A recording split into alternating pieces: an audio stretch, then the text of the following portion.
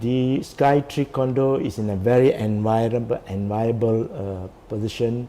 because it's located in northwest of Cambodia, which is the area of development of future of Phnom Penh city capital, the new capital growth area. Now the base rates are still very low comparatively, and to those early investors we guarantee that their investment will appreciate over the next years, 5 to 10 years to come.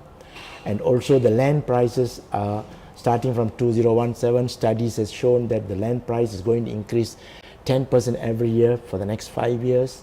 and the property on it surely will also appreciate.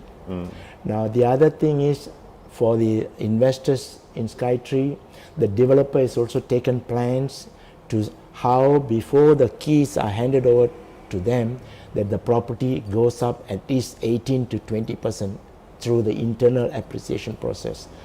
And that is one of the main reasons why Skytree condo started with a very low pricing and goes up each by 6%, and we have already done the first 6%, and we have 3 towers, and we will be having minimum another 2 more revisions upwards. And at the time we hand over the key in 2019, we are very confident that the investor would have